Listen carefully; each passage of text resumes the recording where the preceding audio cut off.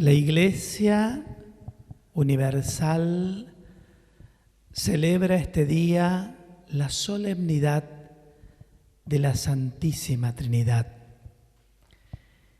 Ese es el único nombre de Dios.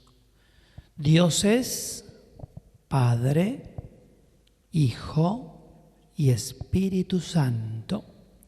Santísima Trinidad, en la que la creación entera ha sido salvada. Gracias a la venida de la segunda persona de la Santísima Trinidad, que en la carne de Jesús de Nazaret, el Cristo, no solamente ha revelado el verdadero rostro de Dios, que es un rostro trinitario, sino que su venida ha redimido al género humano del pecado en el que se encontraba a instancias de aquel primer hombre y primera mujer, Adán y Eva.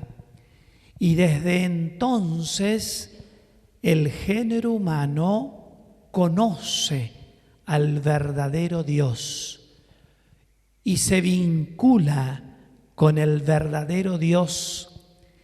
Ese verdadero Dios ha sido presentado por la segunda persona de la Santísima Trinidad como Padre, como Hijo y como Espíritu Santo. Vale decir, Dios mismo se ha presentado a través del Hijo, a través de la segunda persona de la Santísima Trinidad. Como dice la palabra de Dios en el texto del Nuevo Testamento, en las cartas de Timoteo, en las cartas de Pablo, en las cartas de Juan, de muchos modos habló Dios a través del tiempo. Y cuando los primeros cristianos aluden a de muchos modos habló Dios a través del tiempo, ¿a qué hace alusión? Hace alusión al tiempo allá lejos, muy detrás.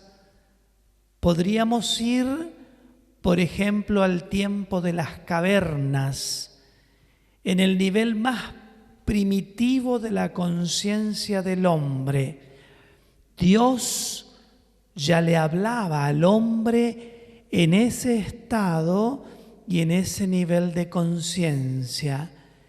Y el hombre en ese nivel primitivo comenzó a pintar las pinturas rupestres de las cavernas de Altamira, primeros signos que hablan de la trascendencia que el hombre de alguna manera, asume y plasma en las piedras, imágenes que de alguna manera expresan el sentido sagrado que ya vivía en ese hombre, incluso en ese nivel tan primitivo de la vida.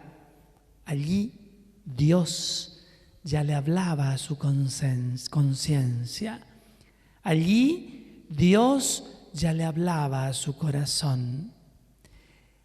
Irá el hombre haciéndose cada vez más consciente de ese Dios que existe y que lo ha creado, y el instante, luminoso en el que el hombre adquiere como una conciencia de quién es Dios, un ser personal que lo ama, que lo ha creado, que lo quiere acompañar, que lo quiere hacer pueblo, acontece milenios después, cuando Abraham, un pastor de cabras, se siente llamado por ese Dios personal para dejar la tierra e ir a un lugar que Dios le iba a indicar y lo iba a constituir como pueblo, y se enciende en Abraham la llama de la fe. Allí comienza la historia del hombre creyente, la historia del hombre que comienza a darse cuenta que hay un Dios personal que lo ha creado, que lo ama y lo quiere acompañar. Allí comienza, podríamos decir, la historia de la autoconciencia del hombre que pasará después con Moisés en la conciencia de que Dios se conmueve frente al sufrimiento del hombre al verlo esclavo y sometido en Egipto y lo quiere liberar, le quiere dar la dignidad de ser humano, de hijo, no de esclavo. Y en Moisés está ya entonces ese Dios hablándole a través de este gran líder al hombre, haciéndolo consciente de su dignidad, de su libertad, de su condición de ser humano que no debe admitir la esclavitud y la humillación y la explotación y el sufrimiento, porque Él es un hijo de Dios. Pasarán milenios para que llegue el hombre a lo largo de la predicación profética, tomar conciencia de quién era verdaderamente Él y quién era verdaderamente Dios. Los profetas son los instrumentos que Dios va utilizando para hablarle al hombre a través de los profetas, de manera que el hombre se vaya preparando a lo largo de los milenios para llegar al momento culminante en el que Dios mismo se iba a presentar ante el hombre para hablar de sí mismo y revelarse a sí mismo, autorrevelarse al hombre, así como Dios verdaderamente era y es y será. Jesucristo marca el momento en la historia absolutamente luminoso en el que Dios, después de ese largo proceso de preparación de la conciencia humana, se presenta ante el hombre y le dice: este soy yo. Y este soy yo que es revelado y mostrado a través de Jesucristo tiene que ver con la verdad de que ese Dios es Padre, Hijo y Espíritu Santo. Único Dios, vale decir, una unidad existencial única, un solo Dios. Nosotros no tenemos tres dioses, nosotros tenemos un solo Dios que sin embargo nos habla y se comunica, por eso es un misterio, en tres personas divinas. Nos habla como Padre, nos habla como Hijo y nos habla como Espíritu Santo. Cada uno siendo Dios, sin embargo, en una identidad absolutamente distinta, que lo contradistingue al uno del otro, como para decir que el Espíritu Santo no es el Padre, ni el Hijo es el Padre o el Espíritu Santo, ni el Padre es el Hijo o el Espíritu Santo. Cada uno en su misión y en su identidad propia. De este modo, el Padre, tal cual lo presenta la palabra de Dios y del cual nos habla Jesucristo, es la imagen creadora generadora, la imagen del brazo robusto en el que se sostiene todo lo que existe, la autoridad que impone, por supuesto, eso que el Padre impone como autoridad y como brazo robusto en el que toda la creación se sostiene, porque toda la creación de alguna manera salió de Él. Esa creación, sin embargo, fue corrompida. Esa creación que tenía destino de jardín de Edén, que nos sabe a algo hermoso, armónico, ordenado, iluminado por el amor de Dios, todo ese jardín gobernado por esa ley divina al cual el hombre debía estar sujeto. Sin embargo, ese jardín se corrompe por el pecado del hombre.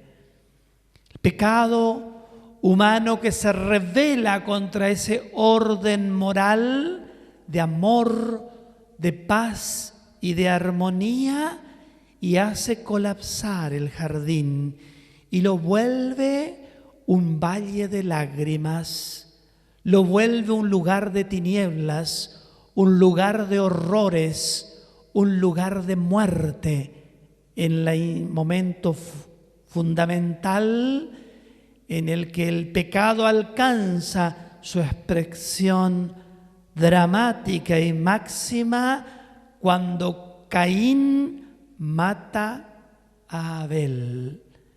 El jardín allí se transforma en el escenario del infierno, de la muerte, del dolor y de la destrucción. ¿Quedaría Dios indiferente frente a eso? Por supuesto que no. Inmediatamente en el que el hombre peca, Dios activará el mecanismo de la recuperación del hombre. Y ese mecanismo de recuperación será: Dios buscará salvarlo de nuevo. Y por eso es que comenzará a preparar la venida, que tardará milenios, de aquel que recuperará la creación, de aquel que volverá de nuevo a darle al hombre la dignidad de hijo de Dios, y entonces le devolverá la imagen y la semejanza por la que ese hombre había sido creado en el instante creacional en el que Dios crea todas las cosas. Y allí aparece la segunda persona de la Santísima Trinidad. La misión propia del Hijo es la de redimir, es la de salvar. La misión propia del Hijo es recomponer lo que está dañado.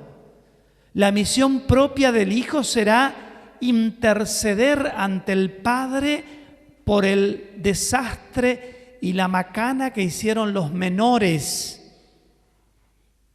Y allí entendemos entonces el misterio de la salvación obrada por Jesús, al que llamamos Mesías, Señor, Redentor y Salvador. Él viene al mundo a recomponer y a reconstruir y a refundar y a regenerar la creación que había sido dañada. Y por eso la misión propia y la de identidad del Hijo es la de el Salvador. Por eso nosotros lo confesamos a Jesús, Señor y Mesías, como nuestro Salvador. ¿Qué queremos significar cuando lo llamamos y lo reconocemos como el Salvador? Aquel que verdaderamente nos ha recuperado, nos ha rescatado. ¿De qué cosa nos ha rescatado y recuperado Jesús? De la confusión, del odio, de la mentira, de la división, de la guerra, del resentimiento, de todos aquellos aspectos que como consecuencia del pecado estaban arraigados en el corazón del hombre y que Jesús vino a limpiar. ¿Cómo lo hará? Dando ejemplo de cuál es el camino que debe tomar el hombre. Y el camino que debe tomar el hombre es el camino del amor, de la compasión, de la misericordia, de la humildad, del servicio, de la solidaridad, de la proximidad. El amor que como expresión visible en Cristo es de alguien que es capaz de ocupar el lugar del otro para salvarlo, para rescatarlo. La segunda persona de la Santísima Trinidad. Y así llegamos al Espíritu Santo. ¿Qué es el Espíritu Santo? El Espíritu Santo estuvo siempre. No es que el Espíritu Santo vino después. De hecho, la palabra de Dios habla de que en el instante mismo en el que Dios fue creando todo lo que existe, el Espíritu Santo aleteaba, dice la palabra de Dios, en las aguas primordiales. ¿Esto qué significa? Lo que es válido para el Padre, para el Hijo y para el Espíritu Santo. Dios siempre existió. Dios es un presente eterno que no tuvo principio ni tendrá final, pero sí en un momento dado interactúa en el espacio y en el tiempo. Y allí entendemos también entonces la misión y la acción del Espíritu Santo, que va en plena comunión y en plena sintonía con la obra de la salvación.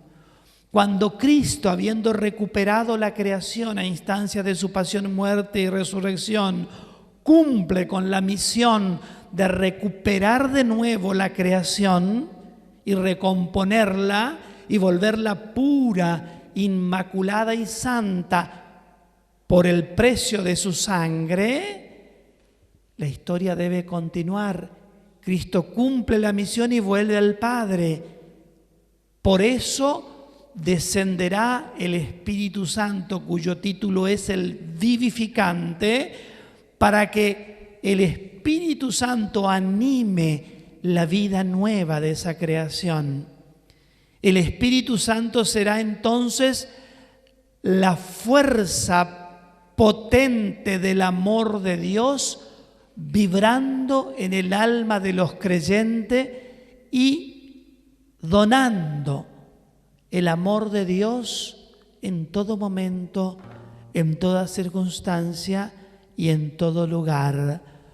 Así, si la intervención y la acción de Cristo es una intervención y una acción que tiene que ver con la humanidad y la divinidad del Señor, que se mostró en la persona de Jesús de Nazaret, el Espíritu Santo será una realidad invisible, envolvente, absolutamente sobrenatural, que impregnará todas las cosas y que le dará a todas las cosas y especialmente al hombre la impronta de la esencia misma de Dios.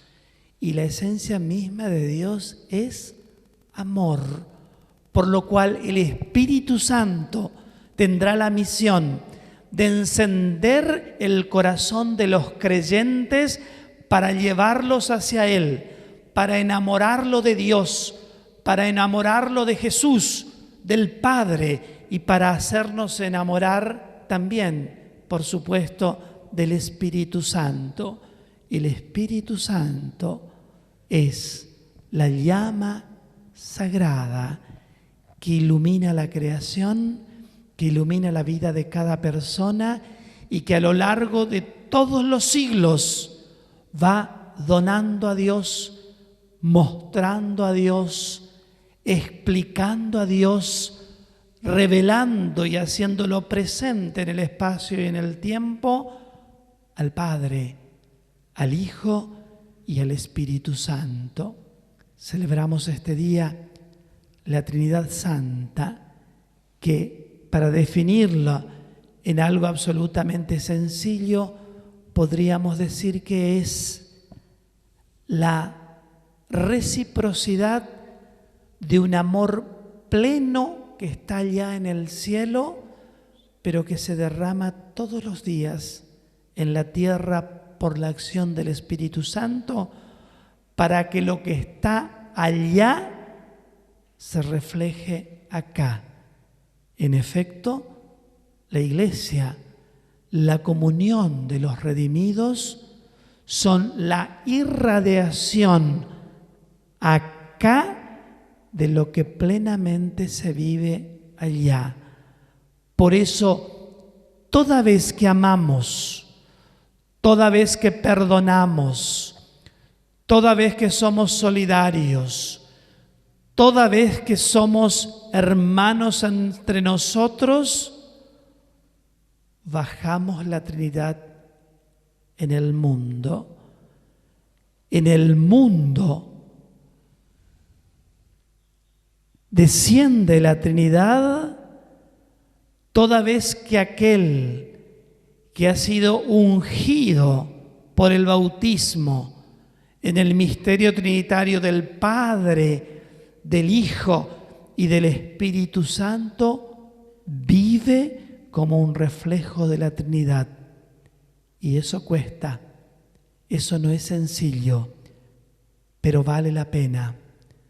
Vale la pena amar con un amor que haga visible la Trinidad en el mundo, y haciéndola visible, ¿acaso contagiemos a tantos con esa luz que es la plenitud del amor que está allá, pero que anticipadamente la Iglesia la baja acá? Que así sea.